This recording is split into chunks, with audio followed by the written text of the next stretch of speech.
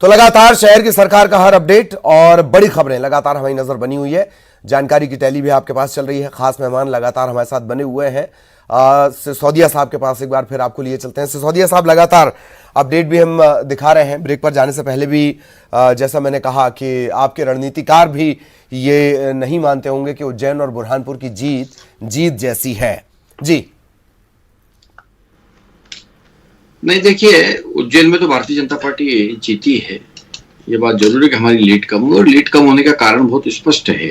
एक बड़ा कारण तो जो है मतदाता पर्चियों का वितरण नहीं होने की वजह से मतदान प्रतिशत बहुत कम हो गया था।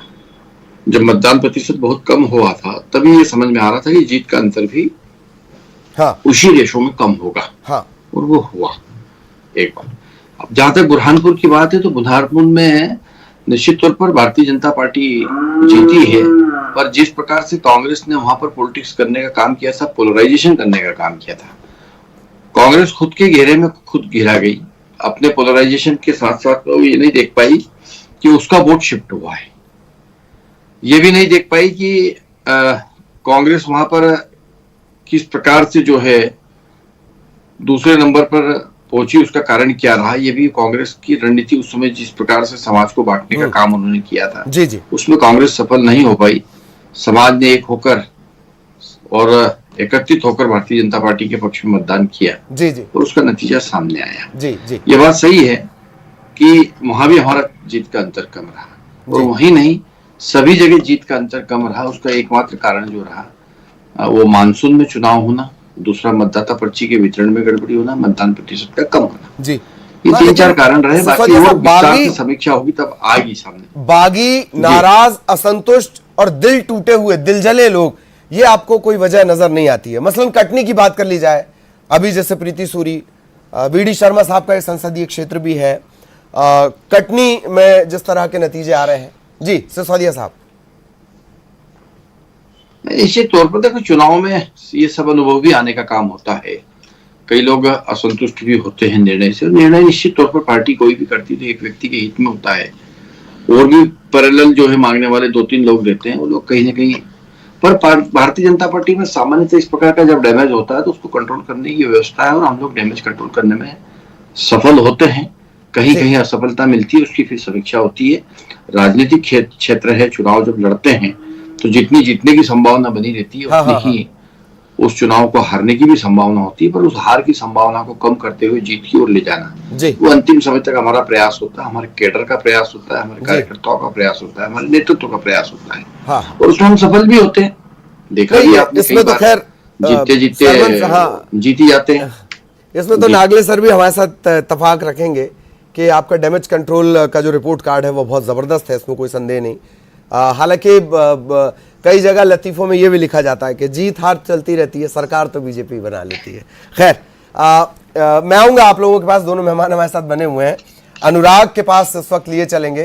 अनुराग एक खास मेहमान के साथ मौजूद हैं। अनुराग, जिस तरह का दावा किया था मंत्री जी ने, स्थितियां थोड़ी सी अलग उससे नजर आ रही हैं।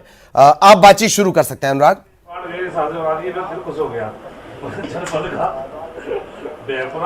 बिल्कुल, देखिए ललित, एक तो सबसे पहले मैं आपको बता दूं कि मुख्यमंत्री शिवराज सिंह चौहान के विधानसभा क्षेत्र रहेठी नसरुल्लागंज में जो है बीजेपी को ज्यादातर सीटों पर जीत हासिल हुई है, लेकिन रीवा में बड़ा उलटफेर निकलकर सामने आ रहा है। यहां पर निर्दलीय जो महापौर पद की उम्मीदवार हैं उनकी बढ़त बढ़ती हुई नजर आ रही है। मुरैना में कांग्रेस लगातार बढ़त बनाए हुए, रीवा में कांग्रेस बढ़त बनाए। नगर पालिका और नगर परिषद के ज्यादातर वार्डों में बीजेपी को जीत हासिल हो रही है, लेकिन नगर निगम में बड़ा उलटफेर देखने को मिल रहा है। और प्रदेश के मंत्री भारत सिंह कुशवाहा हमारे साथ मौजूद हैं। सर, आप खुद ग्वालियर से आते हैं, लेकिन मुरैना में शुरुआत से जो रुझान निकल कर आ रहा है वो कांग्रेस के पक्ष में आ रहा है। तो ये अब चुनाव परिणाम आना काफ़ी अब समय भी है, और मैं मुझे मानता हूँ मुझे 2-3 राउंड की गिनती है। अब कई राउंड बाकी हैं गिनती के लिए, और हमें पूर्ण विश्वास है कि जिस तरह से माननीय शिवराज जी के नेतृत्व में मध्य प्रदेश तरक्की और उन्नति प्रगति की ओर है, उसी का परिणाम है कि सरकार के अच्छे काम, संगठन की कार्यकुशलता के वजह से मध्य प्रदेश के अंदर नगरीय निकाय चुनाव में जो सफलता मिली है और आज जो परिणाम आने वाले हैं, हमें प्रदेश की जनता पर पूर्ण रूप से भरोसा है, विश्वास है कि जनता का आशीर्वाद अधिकतर क्षेत्रों में भारतीय जनता पार्टी को मिलेगा आज के परिणामों में। नगर पालिका और नगर परिषद में तो बेहतर नतीजे दे रही है बीजेपी, लेकिन ग्वालियर चंबल इलाके में सब कुछ ठीक नजर नहीं आ रहा। देखिए, ग्वालियर चंबल की हम बात करें तो कई स्थितियां लोकल की मैं ऐसा मानता हूं, जो ग्रामीण अंचल हैं वहाँ पे सर्वाधिक अगर नगर पंचायतों में देखें, नगर पालिका में देखें तो भारतीय जनता पार्टी की जीत हुई है। मुरैना से केंद्रीय मंत्री है नरेंद्र सिंह तोमर, आपको नहीं लगता है उनकी साख दाव पर है? मुरैना में कांग्रेस शुरुआत से ही लीड बनाए हुए। देखिए, जब चुनाव होता है साख सब पार्टी की दाव पर रहती है, कार्यकर्ता की दाव पर रहती है, व्यक्ति विशेष की साख दाव पर नहीं रहती है, मैं ऐसा मानता हूं। और सभी के सहयोग से कोई भी चुनाव हो, चाहे वार्ड मेंबरी का चुनाव हो, चाहे विधायकी का हो, चाहे सांसदी का, सभी के सहयोग से सफलता मिलती है। और कहीं न कहीं अगर हम कोई एक आध वार्ड हमारे से खिसकती है या कमज़ोर होते हैं तो वहाँ की हम समीक्षा भी करते हैं, संगठन के अंदर जो व्यवस्था भी है। लेकिन कटनी में जो है निर्दलीय उम्मीदवार प्रीति सूरिया आगे बढ़ती हुई नजर आ रही है। सिंगरौली में आम आदमी पार्टी ने एंट्री करी। निर्दलियों को जिस तरीके से और तीसरे दल को जिस तरीके से मध्य प्रदेश में एंट्री का रास्ता मिल रहा है, आपको नहीं लगता कि ये भी एक विचार का विषय? देखिए, कई बार देखने को ये मिला है कि पार्षद खुद को जीतने के चक्कर में कई जगह जो स्थिति होती है वो दूसरी तरफ ध्यान नहीं दे पाते हैं कई बार। तो इस प्रकार से कई जगह ऐसी रहती हैं कि जहाँ रिजल्ट की उम्मीद हो वहाँ रिजल्ट में कम निकल के आता है, तो वहाँ की लोकल की परिस्थितियाँ क्या रही है उसके ऊपर जो स्थानीय चुनाव डिपेंड करते हैं। तो ललित, जो स्थानीय मुद्दे हैं वो नगरीय निकाय के चुनाव में असरदार होते हैं और उन्हीं का असर है कि इस बार जो दूसरे चरण के नतीजे हैं उनमें बड़ा उलटफेर देखने को मिल रहा है। कई जगह पर कांग्रेस से बड़ा है, लेकिन नगर पालिका और नगर परिषद में ज्यादातर वार्ड में बीजेपी को जीत हासिल हो रही है। जी जी, ये बड़े हैरत की बात है कि जब कैंपेन करते हैं नेता तब वो सब तमाम राष्ट्रीय मुद्दों पर चर्चा करते हैं, पर जब नतीजे आते हैं तो वही बताते हैं कि नहीं, स्थानीय कोई फैक्टर रहे होंगे, स्थानीय मुद्दे रहे होंगे, इस वजह से नुकसान हुआ। नागले सर, एक बात और, बड़े निगम में कांग्रेस को बढ़त मिलना, बढ़त मतलब गेन मिलना, और पालिका और परिषद में उनका कमजोर होना, यह मानस बटा हुआ क्यों है मतदाता का? सर देखिए माननीय ललित जी, जब जितना छोटा चुनाव होता उतना बहुत ही पारिवारिक चुनाव होता। हाँ। तो वार्डों में आप देखेंगे कि कांग्रेस बहुत ज़्यादा वार्ड नहीं जीत पाई है, बीजेपी जीती। नगर परिषद में देखेंगे आप बीजेपी ज़्यादा जीती है। लेकिन वहीं यदि आप महापौर के चुनाव में, नगर निगम के चुनाव में देखेंगे, नगर पालिका के चुनाव में देखेंगे, जहाँ जहाँ चुनाव का कार्यक्षेत्र व्यापक होता जाता, बढ़ता जाता, वहाँ जो है ना स्थानीय मुद्दे या जो पारिवारिक उसके परिवेश में जो चुनाव होते हैं वो वैसा हो नहीं पाता है।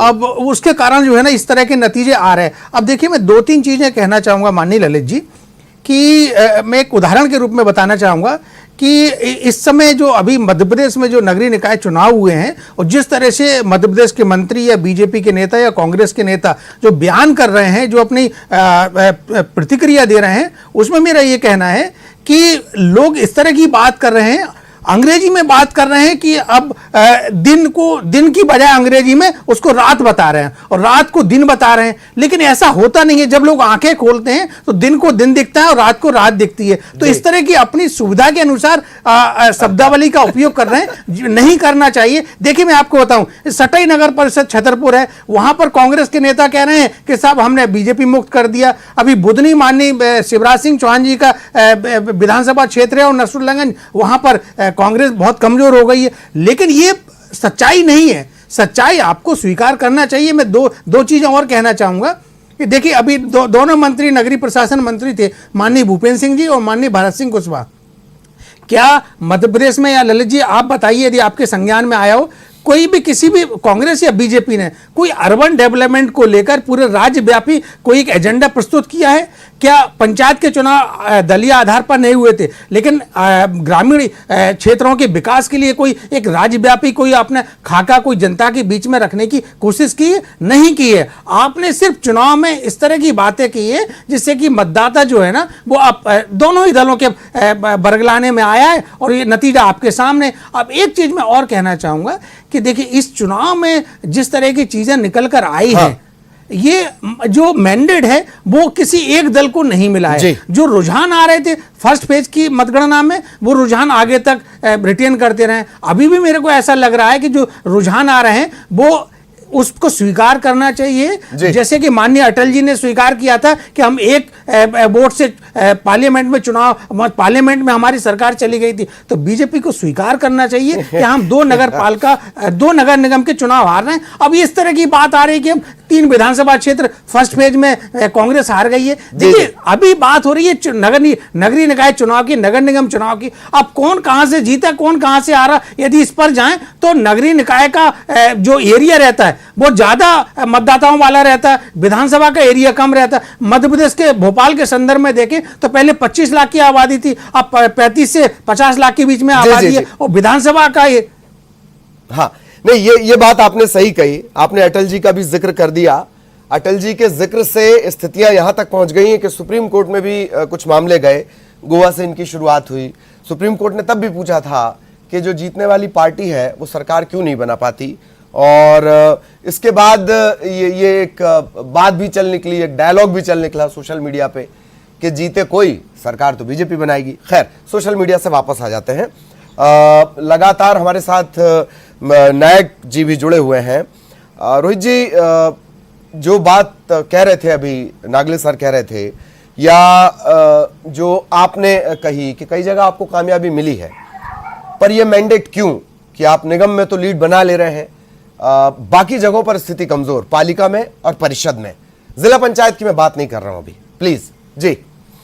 देखिए, ग्रामीण अंचलों में मैंने जैसा कहा कि जो भी किसानों से जुड़े मुद्दे थे उस पर ये चुनाव नहीं लड़ा गया। जैसे कि नागले साहब ने भी कहा कि ये लोकल बॉडीज के इलेक्शन थे और लोकल बॉडीज के इलेक्शन लोकल मुद्दों पे होने चाहिए थे, जो कि नहीं दिखाई दिया। मैंने पहले भी कहा है कि ये जो चुनाव होते हैं नगरीय निकाय के, ये व्यवहारिकता पे होते हैं। ये बहुत बड़े दलगत राजनीति पे आधारित चुनाव नहीं होते हैं। यहाँ पर ऐसे व्यक्ति को चुनना चाहता है व्यक्ति जो उनसे जुड़ा हुआ हो, जो उनके विकास की बात करे, जो उनके छोटे मोटे मुद्दों से जुड़ी हुई बात करे, ना कि बहुत बड़ी बड़ी चर्चाएं कर बरगलाए मतदाता को। और उनसे जुड़े हुए मुद्दे क्या होते हैं कि जल प्रदाय ठीक है कि नहीं, साफ सुथरा है कि नहीं शहर या इकाई, या किस तरीके से हमारी सड़कें और जो मूलभूत सुविधाएं उसका आदान प्रदान ठीक से हो पा रहा है या नहीं हो पा रहा है। तो इन बातों पर ये चुनाव आधारित होते हैं, व्यवहारिकता पे आधारित होते हैं। और इसीलिए हमने देखा कि जहां पर जिस तरीके से भी छोटी इकाइयों में चुनाव लड़ा गया तो वो उसका परिणाम कुछ और दिखता है।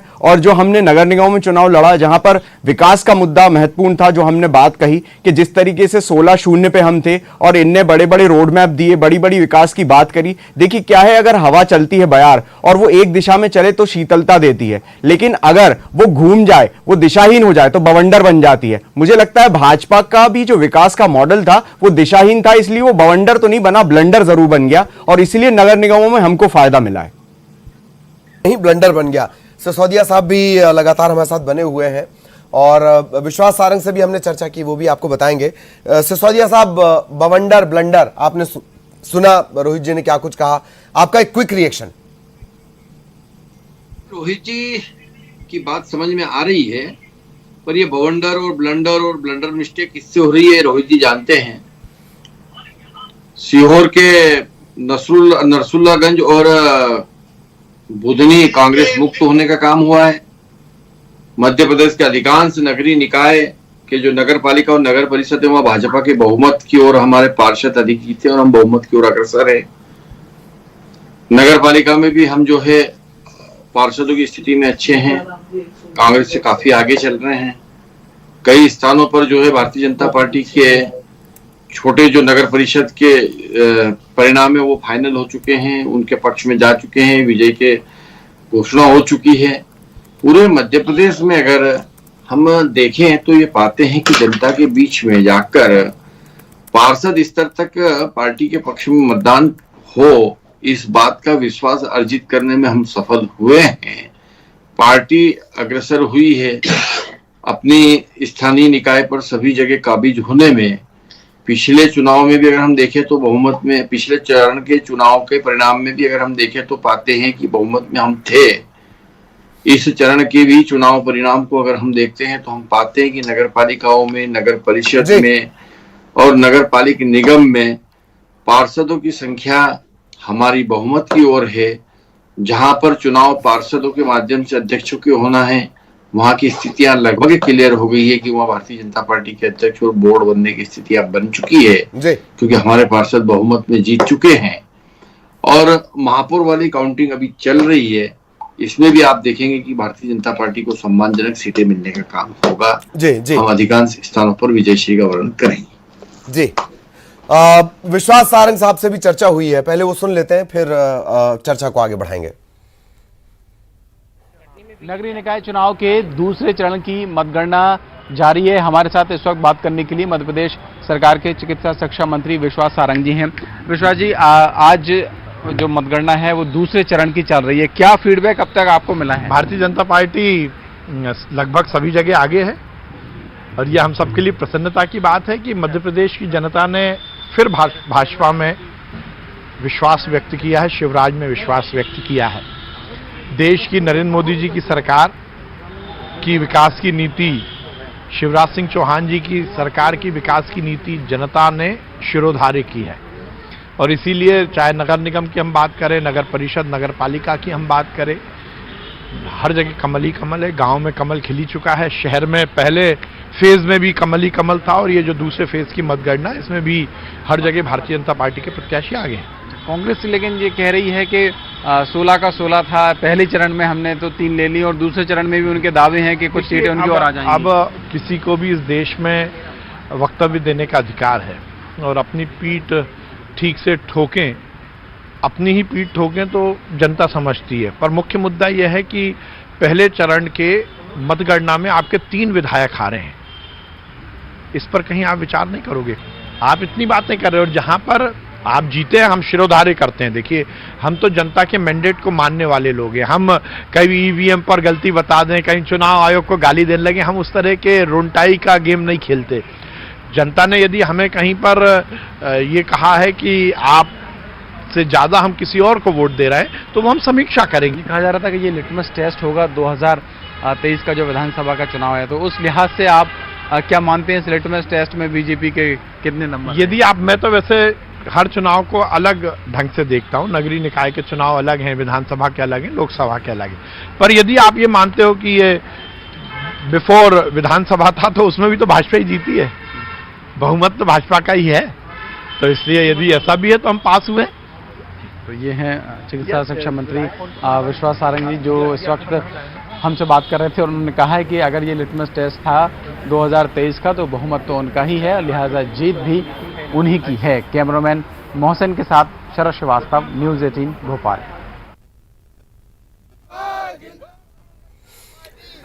तो ये तस्वीरें भी अब सामने आने लगी हैं जहां से जो बढ़त है। दरअसल देश कुछ समय से उत्सव प्रिय हो चला है, तो परिणाम से पहले उत्सव भी कई बार भारी पड़ जाते हैं। तो उत्सव प्रिय देश में हर पार्टी, ऐसा नहीं कोई एक पार्टी, उत्सव आतुर है। लोग निकल पड़े हैं, जल्द से जश्न के दौर भी शुरू हो गए हैं। कई राउंड की काउंटिंग अभी बाकी है। सिसोदिया साहब लगातार हमारे साथ बने हुए। सिसोदिया साहब, जैसे सारंग साहब को भी हम सुन रहे थे कि नहीं हम आयोग पर कभी सवाल नहीं खड़े करते हैं या हम ईवीएम पर ठीकरा नहीं फोड़ते हैं, पर कम मतदान पे आपने नाराजगी तो जाहिर की थी।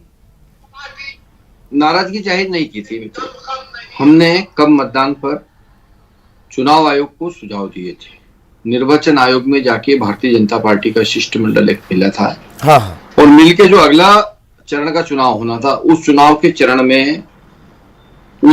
चुनाव में मतदाता पर्चियों के वितरण इत्यादि की व्यवस्था को और कैसे दुरुस्त किया जा सकता है, इस बात को व्यवहारिक तौर पर जब हम नीचे काम कर रहे थे और हमें जो सुझाव समझ में आए थे या जो कठिनाई आई थी, उन कठिनाई और उन सुझाव से अवगत कराया था। और हमें इस बात की खुशी है कि हमारे उन सुझाव के तहत मध्य प्रदेश निर्वाचन आयोग ने काम को किया, जिससे कि आप देखेंगे कि द्वितीय चरण के मतदान में मतदान का प्रतिशत बढ़ा।